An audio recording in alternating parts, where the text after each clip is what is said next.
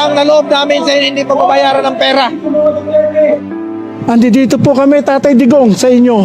Lagi po kaming kasama nyo hanggang sa huli. Hindi po namin kayo iwanan. Mahal po namin kayo, Tatay Digong. Ipaglalaban po namin kayo.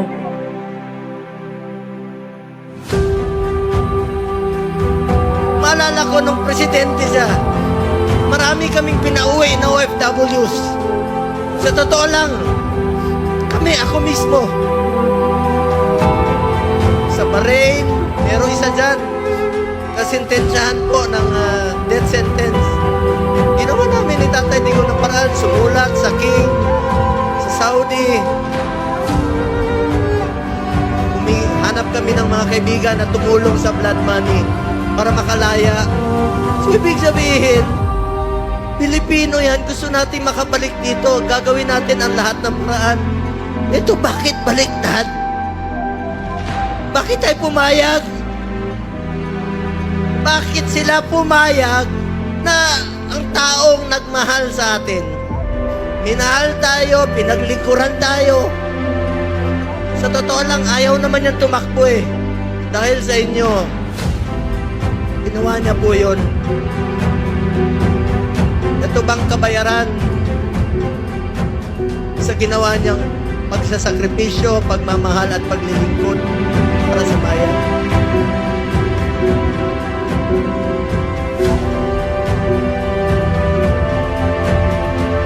Sasabihin ko kay Tatay Digong, hindi ka nag-iisa.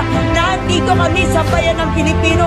Hindi yung sa suporta lang. Humahanga kami sa lahat na nagawa mo sa sambayan ng Pilipino. Yun yun. Yung imuhang nasod, nag-aampo para sa imuha. And also, Tatay Digong, we are here always to support you po. Hindi po kami tatalikod sa inyo po. At dito lang po kami. Mabuhay kayong lahat.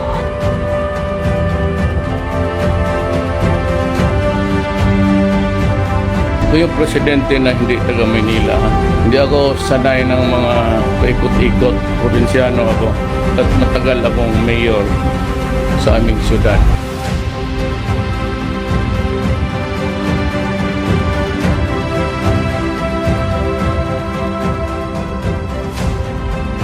Yan ang gusto ninyo, ibibigay ko talaga sa inyo. Huwag ninyong lukuhin ang bayan sa panahon ko kasi hindi ako papayag.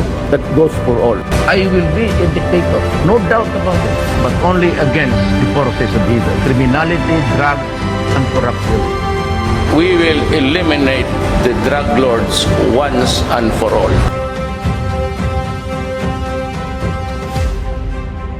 I do not have any master except the Filipino people.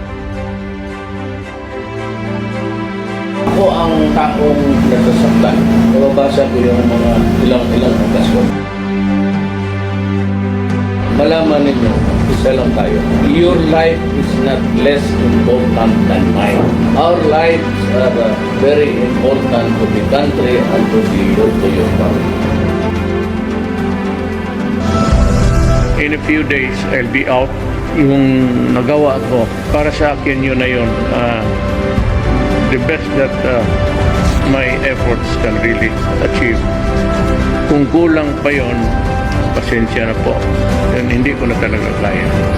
The things that I failed to do, mostly not because of negligence or may mga shortcomings ako, but talagang time, kasi the 6 years would not be enough to finish all the project. Maraming salamat po sa inyo.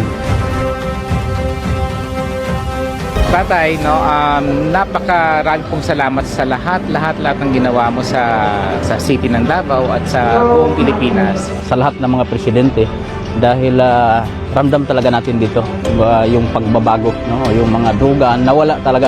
Papasalamat po kami sa kapulisan, sa ating mahal na presidente, sa nagawa niya po sa amin. Maraming salamat po, Tay. Mahal po namin kayo. Alam mo yung feeling na parang kulang yung 6 na taon para kay President Duterte. But sabi ko nga sa kanya whenever I see him na maraming salamat because para po sa akin, He is the best president of our country that we ever had.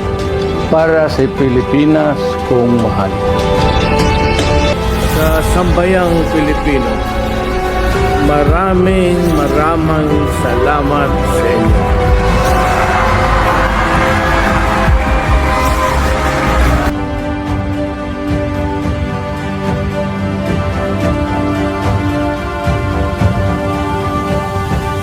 This will be a long legal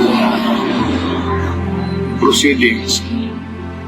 But I say to you, I will continue to serve the country and so be it. No, ganun na. Escalate lang.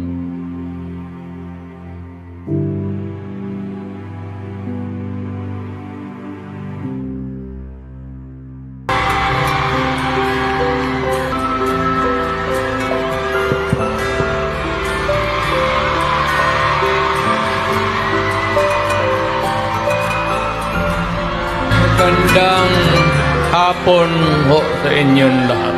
Alam niyo, I do not know if you still believe in me.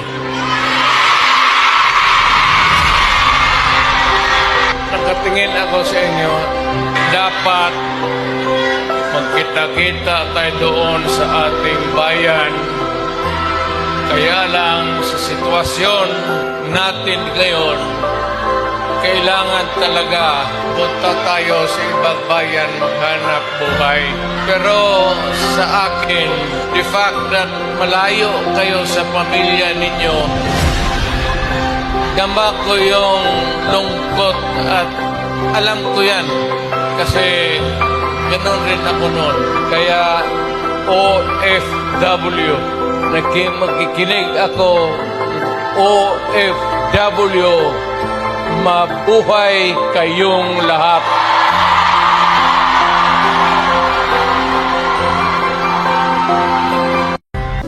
Do not worry about me. I can face the ICC. If they want to indict me and convict me, fine.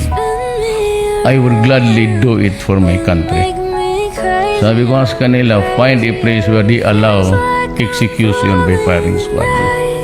I would love to experience what Rizal experienced. I swear before God and country that I will protect my nation, that I will also have to protect the people. Pilipinas, Duterte pa rin ang mahal sa ating